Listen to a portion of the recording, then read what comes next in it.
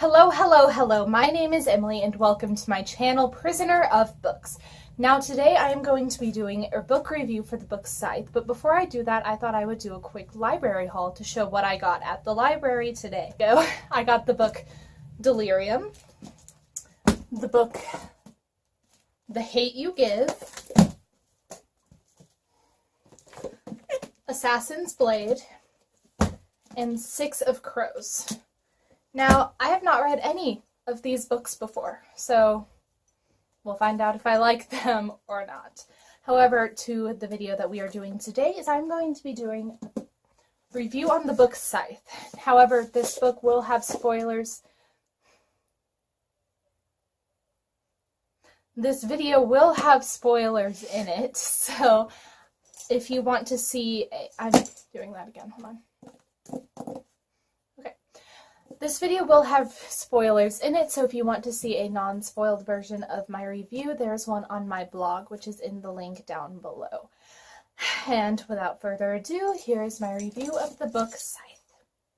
Now, I really think that this book had a lot of fun characters and hateable characters and a very, very fun society. The society in this book is basically a world where there is no death, and it is a perfect reality.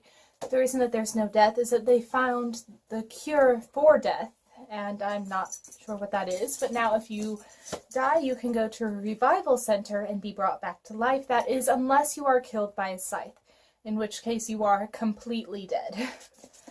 This book follows around two characters that go by the name of Rowan and Citra, and both of them are chosen by a scythe named Scythe Faraday to become scythes and to participate in a competition to become scythes.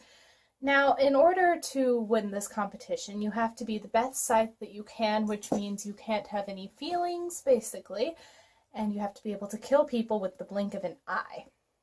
Now, this is rather difficult for both of them, and neither of them want to become scythes. The competition becomes a bit sweeter whenever Scythe Goddard decides that the one that wins should glean the other one. Now, so neither of them can beat scythes, and one of them will die at the end. So, this book is a very, very interesting concept. However, it went at a very slow pace. The pace seemed very, very slow at the beginning, and about halfway through is whenever the actual plot seems to start in it. However, near the end, it speeds up way too quickly, and I felt like there were too many things happening all at once. Now, that was a very, very negative thing for the book, I believe. Now, the two characters that we follow around, Rowan and Citra, are both very, very opposite. Rowan is more of a comedian and he laughs a lot, and Citra is very, very headstrong. Now, the majority of the other characters that we meet are scythes. There is Scythe Faraday, Scythe Curie, Scythe Goddard, Scythe Volta, and a whole lot of other ones.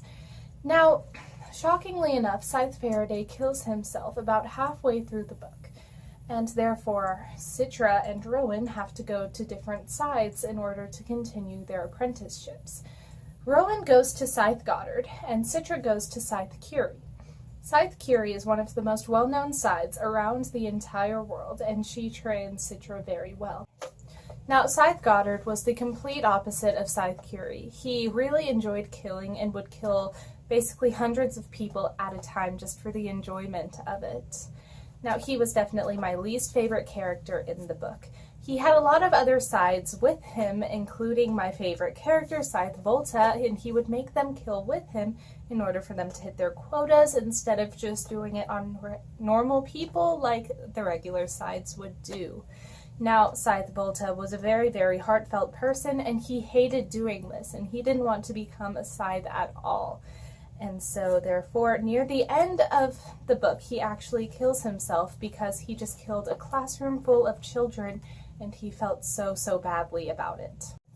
It was at this point in the book when I really, really started getting upset, because this was the part in the book whenever Rowan kind of became like Scythe Goddard.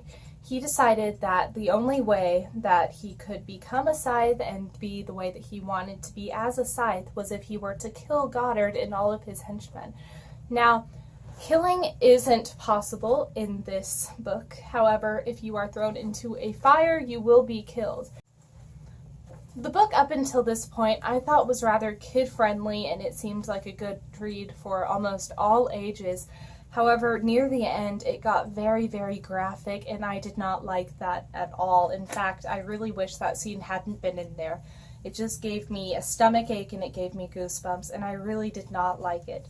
The scene was whenever Rowan was killing Goddard, and it graphically talks about him cutting off his head and throwing him into the fire, as well as stabbing all of the other sides in order to throw them into the fire as well. Now, at the end of the book, it ended up that Citra was the one chosen to be a Scythe, so neither of them had to die, and it also turned out that Faraday was alive, and he was actually the one that killed himself, and it's a very, very long story as to why he did that. He basically did it so neither Citra nor Rowan would have to die, but he didn't look into it clearly enough. Now, this has been my review for the book Scythe. I give it about 3 out of 5 stars. I did very much enjoy it until the end when it went way too fast for me. Now, please leave a like if you liked this and subscribe to my channel. I try to post videos as often as I possibly can. Thank you.